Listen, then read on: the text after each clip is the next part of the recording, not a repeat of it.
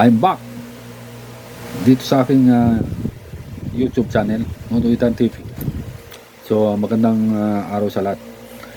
Pag-usapan natin ito si Sara Duterte, kung ano ba talaga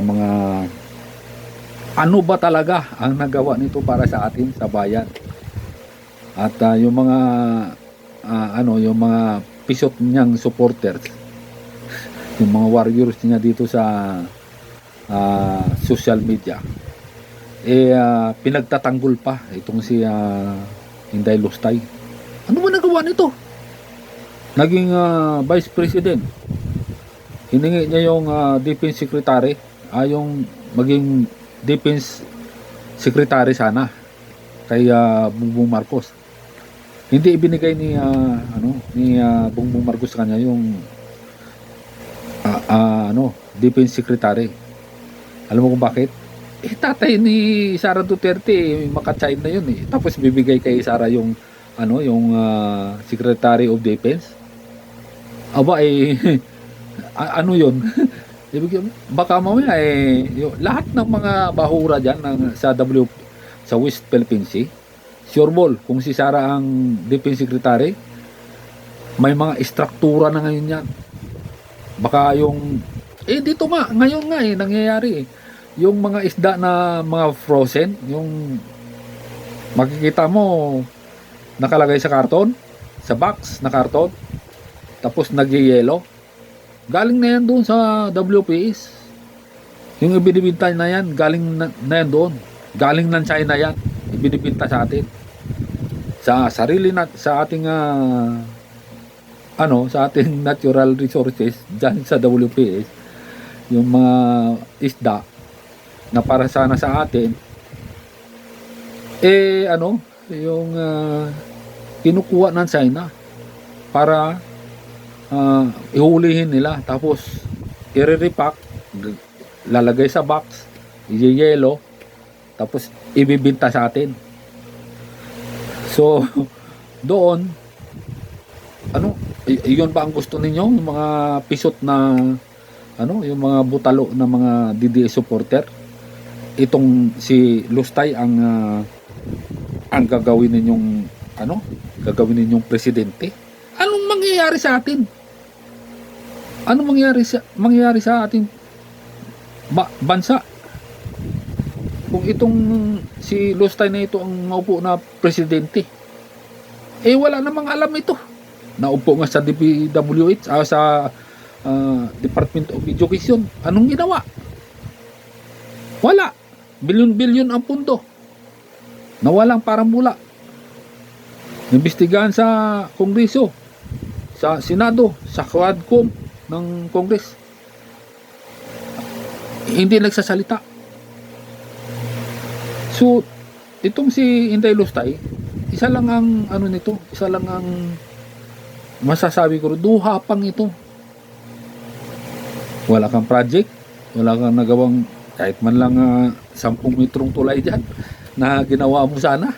Wala kang may pakita, wala kang accomplishment. Ang accomplishment mo manira yung manira sa presidente para sirain yan.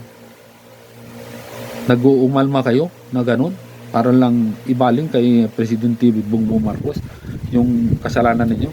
Iniimbestigahan yung flood control project. Ngayon yung pattern kung saan tumutugma, patungo doon sa mga kabulastugan ni Duterte. So kasi 2003 pa daw itong flood control scam nangyayari na. Si GMA na ang, kasi 1998 naupo si Irap. 2001 wala na si Irap. Tinadyakan ng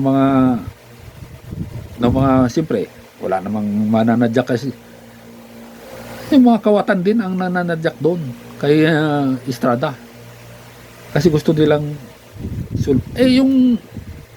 yung admin ni GMA, isa sa konsultan niya si Rodrigo Duterte. 2003 ang flood control scam nagsimula. So si JMA ang nakaupo nun. After na mawala si Irap 2001, 2, 3 si JMA na ang pangulo. Doon dumoble ang pangungurakot diyan sa flood control scam project. Nagkaroon ng ghost, nagkaroon ng ano, kasi siyempre mga bihasa ito sa ano, bihasa ito sa mga sa pangungurakot. Nandyan na lahat. So nung si Jimmy, di ba, nakaupo, katakot-takot na mga pangungurakot din ang ginawa nito. Kaya nga nagbali-balian ng nagkaroon ng stiff neck yan eh, yung nilagyan ng ano dyan sa liig, yung para kunyari para hindi makaling ganun, no? Nagdrama ito, pero pag na-interview naka ano siya, may nakalagay sa liig niya. Pero pag wala, abay wala, tanggal din yung ano, hindi na, wala ang kamera eh. Ganun sila magdrama. Ikinulong ito si si Jamie ni Pinoy. Kasi sa plunder, kasama ito sila Jinggoy Estrada, Ramon Revilla, si Ramon Bong Revilla, si Juan Ponce Enrile. Sama yung tatlong yan. Nagkaroon ng plunder case yan sa Sandigan Bayan, na ano sila, na nakulong. Ngayon, hindi pa natapos yung kanilang yung kanilang hindi pa sila nabasahan ng hatol.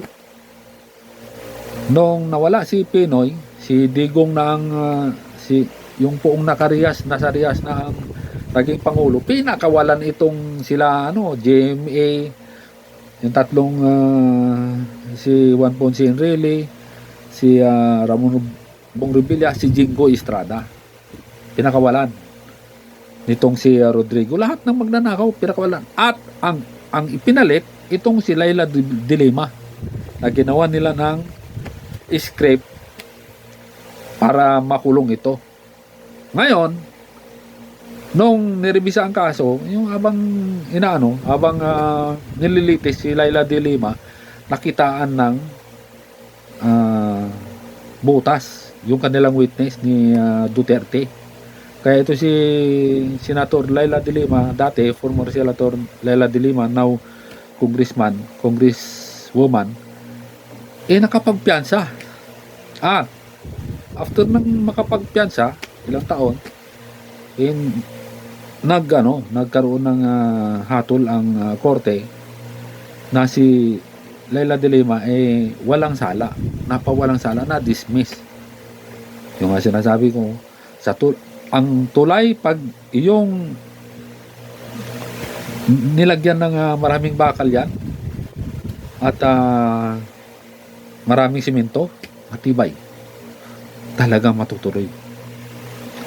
Pero si Laila de Lima, Congressman Laila de Lima, walang bakal eh, kulang sa bakal, hilaw ang simento, kaya ang kaso dismiss, walang nangyari.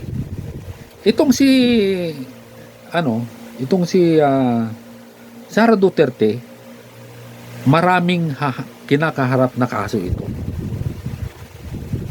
dahil sa pagsasalita ni Ramil Madriaga. Dahil ito si Ramil Madriaga, bukod sa kumpare niya, ipinakulong nila para inilink siya doon na isang kidnapper. So, dati mong katiwala, dati mong tao, tapos maraming alam. Ngayon, hindi sana magsasalita. Siyempre, kung hindi mo ikinulong yan, ang loyalty niyan sa'yo pa rin. Pero ikinulong mo, idinawit mo dun sa kidnapping eh. So, ang nangyari, sasalita yan laban sa'yo. Iwanan ka niyan. Butalo ka eh. Di ba? Wala namang ibang yung mga Duterte, talagang pahirap sa bayan yun. Kaya tayo, umubog tayo, mamili tayo ng matinong politiko. Yung pagkakatiwalaan natin na hindi tayo isasadlak doon sa lusak. Makabayan, makatao, makadiyos. Yung mga Duterte, hindi naman makadiyos yan. Yung Diyos nga, minura. So ito pa si Inday Lustay, nagmura ito kay Bongbong Marcos, kay Lisa Marcos, kay Martin Romualdez tungkol dun sa kanyang hininging funds na hindi binigay kasi nga lustay siya eh. So lulustahin niya lang. Spoiled brat. Kumbaga, ang pag gusto kukunin. Hindi siya umubra kay Martin. Kaya naggalit-galitan ito. Yung mga bangag-bangag isyo ni Pulong, ni Baste na ibinibintang kay Bongbong Marcos. Yung dalawa. Sila ang may sila ang mga bangag. Lalo na si Baste. Nako. Dati niya kalibin si Ellen Adarna, asawa ni Derek Ramsey, na naghiwalay rin. Kalibin dati yan ni Baste. At doon sa video kitang-kita yung pagkabangag nilang dalawa. Cocaine, novel, marijuana, shabu daw. Oh. So, mag-isip tayo mga kababayan na itong si Inday Lustay, wag tayong magpabudol dito, magpauto rito dahil walang magagawa yan, walang gagawin sa Pilipinas yan. Lalo lang tayong pahirapan. So, good luck. Magandang araw sa lahat. Hanggang dito na lang. Nonoy.tv YouTube channel. Thank you.